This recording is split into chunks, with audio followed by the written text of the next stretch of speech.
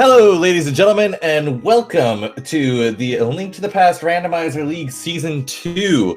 I'm Yoda one of your commentators, joined by Diamondostic, the other commentator. Today we have BenCreighton of the Land of the Blind versus Phant of the Sexy Ganons.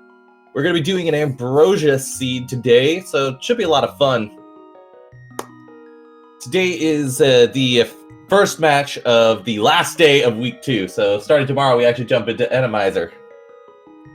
Yeah, this is going to be really exciting. Ambrosia has been quite a fun week. Ambrosia, of course, meaning the Nectar of the Gods, for, I'm assuming, reasons of the boots hint that we get at the beginning of the game, or perhaps the fact that every boss has an item guaranteed. Whether or not it's important, another story.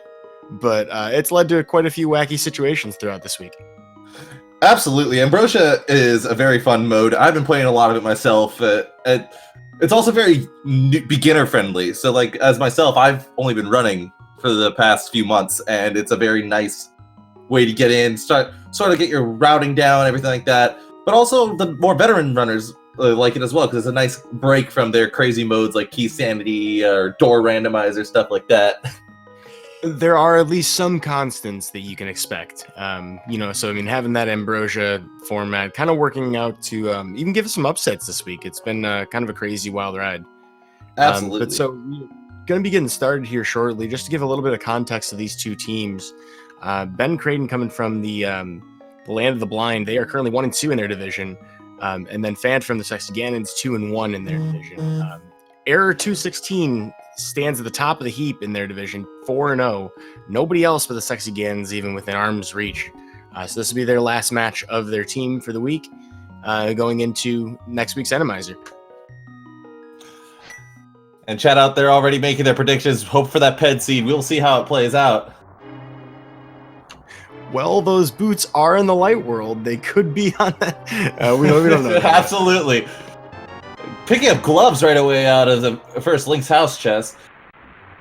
For anybody that hasn't seen an Ambrosia seed or played one before, you may already be noticing that it starts out as a standard start rather than the open start that we're usually used to. This means that Link's uncle does wake him up. You do have to go up to the secret passage, all that fun stuff. We also have a sword to work with right off the bat. Unfortunately, because of the way the game works, you actually can't use that sword until you get to the uncle. But now that we've reached him, he's given us a rousing speech and some explosive devices for the back part of the castle. We are now able to slash again. Absolutely. Having those bombs is always very nice to get early. Bombs help with a lot of early checks, especially in the Kakariko Village area once we get over there after we've done all of this front stuff. Now you'll notice that they're not pulling on that tree looking for a tier 1, 2, or 3 tree pull, because those are not active actually until the rain state is done.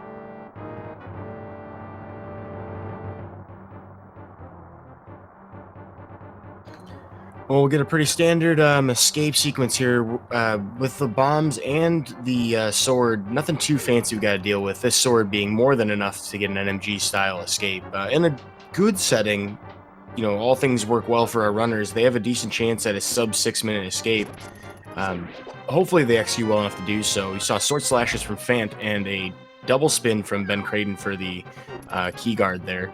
Ben's strap probably a little bit faster, but he had some a little bit more trouble with movement getting into that room. Absolutely. Still extremely close, within a second of each other. So that sword slash versus the movement, you really can't tell a difference on who's going to get ahead anytime soon. However, once we have reached the sanctuary, the world opens up to us. We will see if we have any other items, but that glove is an interesting find early on. On its own, doesn't really give us much. Oh, I like these sword spin strats, 2 different ones. Ben's kind of more towards the having a boomerang to grab the key.